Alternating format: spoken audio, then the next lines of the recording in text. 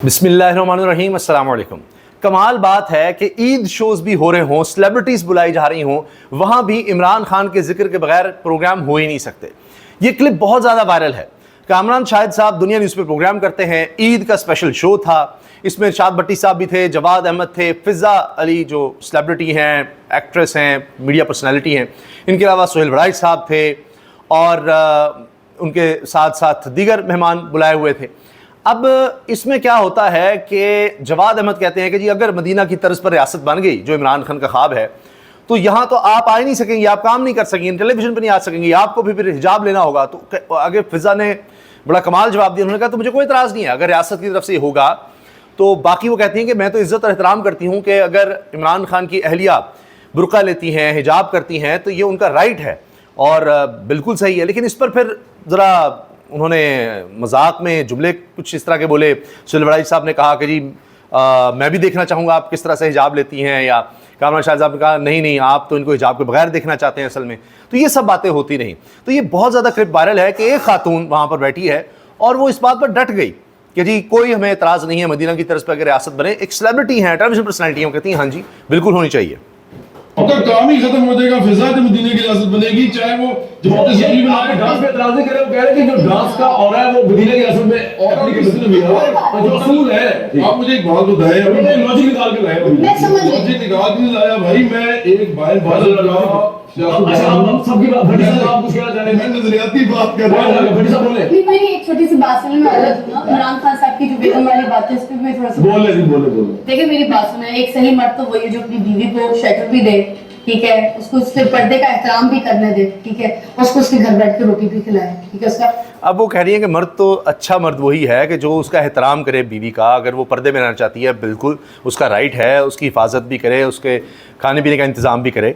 अब शामी साहब भी इसमें बैठे हुए हैं और वो देखिए कि बड़े तहम्मुल से सारी गुफ्तगू का जवाब दे रही हैं। खिलाफ भी, उसके अखलाकियात भी पूरे करे, उसकी सब चीजें पूरी करे। हाँ, अगर वो खुद से कुछ काम करना चाहती है तो फिर मियां बीवी की म्यूचुअल अंडरस्टैंडिंग शादी करे। तो मेरे नजर में जो उनकी बेगम है वो मोहतरम है, उसमें कोई बुराई नहीं है। भट्टी साहब बोले रेगुलेशंस, लॉज, लेजिस्लेशन। अच्छा, वो कह रही है कि वो अगर पर्दे में रहना चाहती है, मेरे नज़र में इसमें कोई बुराई नहीं है। तो ये बात वो कह रही हैं। सेकंड, वो एक सियासतदान है, वो इस मुल्क के अंदर रूल्स, रेगुलेशंस, लॉज, लेजिस्लेशन सब चेंज करेगा। जब वो चेंज करेगा तो आप पे भी असर पड़ेगा। अभी वो कह रहे हैं कि जी फिर जब वो आएगा, सियासतदान है, वो जो रूल्स एंड रेगुलेशन बनाएगा अगर मदीना की तर्ज पर, तो फिर आप पर इफेक्ट होंगी नहीं। आप एक मीडिया पर्सनैलिटी, आप कैसे काम करेंगी? तो कहती हैं कि ठीक है, अगर ऐसा होता है तो हम पर इम्प्लीमेंट होगा, अगर तो मैं तैयार हूँ। मैं बड़ी मुबारक देता हूँ मैडम फिजा साहबा को, जब भी पर्दादार खातून बन के और जनाब इसी तरह पर्दे में बैठ के ये जब हमसे बात करेंगी और एंटरटेनमेंट उसमें हम देखेंगे पर्दे के पीछे से किस तरह एंटरटेन करेंगे। फिर मैं देखूंगा पर्दे के पीछे से कैसे एंटरटेनमेंट होती है। इसमें स्पीकर पंजाब असम्बली मलिक अहमद खान साहब भी बैठे हुए हैं, वैसे तहरीक इंसाफ की तरफ से कोई नहीं है। खैर, मैंने बड़े ड्रामे परफॉर्म किए हिजाब के साथ, बड़े फेम। नहीं, मैं चाहता हूँ कि दोबारा जब मैं रियल लाइफ में आगे से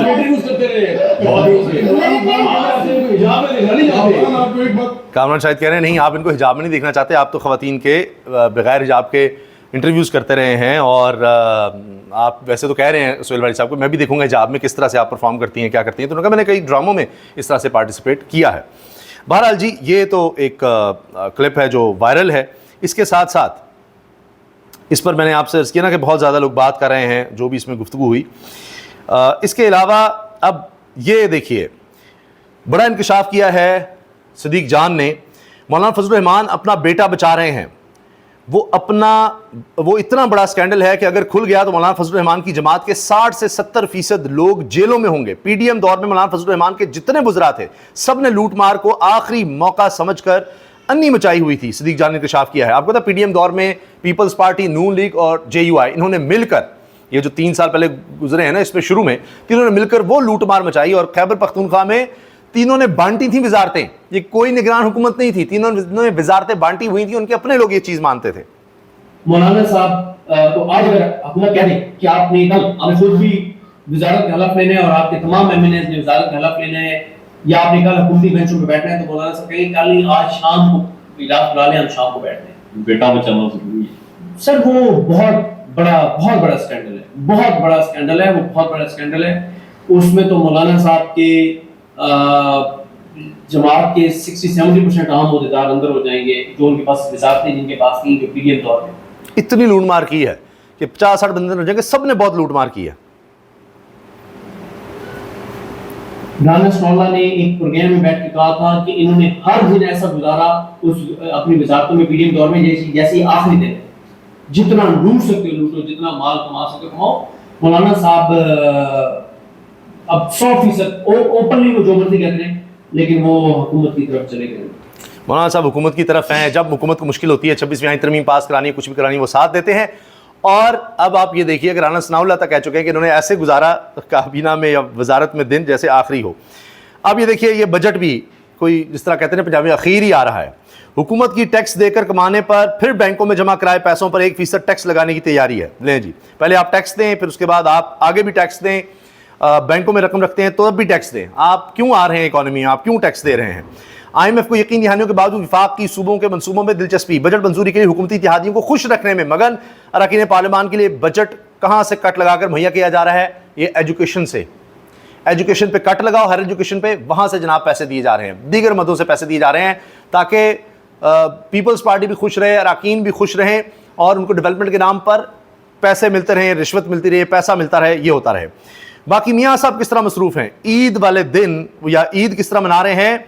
अपनी सताइश में बंदे को खड़े करके अजीबो गरीब वो बेढंगी सी शायरी, बेढंगी सी तर्ज पर वो वहाँ पर लोगों को खड़ा करके वीडियो बना रहे हैं और वीडियो बनाकर बाकायदा उसको रिलीज भी कर रहे हैं। पहले तो ये गलती कि लोग को कहते हैं पढ़े लिखे नहीं, फिर कोशिश नहीं करते। लोग इन चीज़ों को नहीं पसंद करते कि आप बैठ कर किसी मुगल शहनशाह की तरह, वो कसीदों वाले रखे होते थे, वो खड़े हो जाओ जी कसीदा सुनाओ जी, हाँ जी मेरी शान में जनाब शार पढ़े जाएँ, वो भी अजीबो गरीब तरीके से और अजीबो गरीब। अच्छा, पहले तो ये गलत बात। फिर दूसरी गलती ये कि उसकी वीडियो बनाएं, आप कर ही रहे थे, अपनी सताइश के लिए वीडियो जरूर बनानी थी। तीसरी उसको रिलीज भी खुद कर रहे हैं और फिर लोग बुरा भला ना कहें तो क्या कहें। तकदीर मुल्क दी जिन्हां ने बना दित्ती, राजा नहीं सारा मुल्क कहंदा, बात चाइना राधाई भी चढ़ा दित्ती। नहीं शेर दा कोई जोड़, नहीं शेर दा कोई जोड़, कि पावे सारे ला लैण जोर, किसे को नहीं हरदा, किसे को नहीं हरदा। हमने देख लिया किसी को नहीं हरता। इस तरह से ये लोग कर रहे हैं और एक ही चीज़ में 3 गलतियां ये लोग पॉइंट आउट कर रहे हैं। जैसे तूने भी कहा कि ये 3 ब्लंडर कर रहे हैं कि पहले तो इस तरह करवाना नहीं चाहिए, फिर उसकी चलो आपने करवा ली, अपनी एक होता है कि साइकोलॉजिकल भी कोई इशू हो कि आपको लगता है कि नहीं लोग मेरी तारीफ़ करें, करते रहें, तो अगर आपको ज़हनी तौर पर ऐसे उससे तस्कीन मिलती है तो उसकी वीडियो ज़रूर बनानी है, फिर बना कर रिलीज़ भी करनी है। कारकर्दगी ये है कि मोहतरमा सलमा भट्ट साहिबा चावल की वैरायटी बता रही हैं कि जी उसकी बहुत वैरायटी है, 9 से ज़्यादा वैरायटी गिराई हैं। इस पर अब किसान सीखपा हैं और वो सर पकड़ के बैठे हैं कि इन वैरायटियों का आज तक हमें पता नहीं लगा। अद्धी पक्की, पौनी पक्की, कच्ची, अद्धी कच्ची, पूरी कच्ची, सिंगल स्टीम, डबल स्टीम, टोटा और राला, ये बता रही है। नहीं, किसानों के ज़ख्मों पर नमक छिड़कते हैं बाकायदा ये लोग। एहसास ही नहीं है कि किस तरह के लोग इन्होंने बिठा दिए हैं मरीम साहबा की काबीना में। और देखिए चावल की बहुत सारी किस्में हैं, चावल की जो 9 से ज्यादा किस्में मैं आपको बताना चाहती हूँ। अद्धी पक्की, पौनी पक्की, कच्ची, अद्धी कच्ची, पूरी कच्ची, सिंगल स्टीम, डबल स्टीम, इसलिए टोटा, फिर उसके बाद रला, इस तरह चावल की बहुत सारी किस्में। अब किसानों को आपको नहीं पता, इनको बहुत ज़्यादा पता है किसानों के बारे में और उनकी चावलों किस्मों के बारे में और कितना किसान कमा रहा है, इन सब चीज़ों का इनको बहुत ज़्यादा पता है। और आप लोगों को इस चीज़ का एहसास ही नहीं है कितना हुकूमत को पता है, आप इस बारे में कुछ जानते ही नहीं हैं। और फिर ये कहते हैं किसान तो बड़ा खुशहाल है, हमने तो उसको इतने ज़्यादा पैसे रकम दे दी, मराद दे दी। ये हाल है इनका। इजाज़त दीजिए, अल्लाह हाफ़िज़।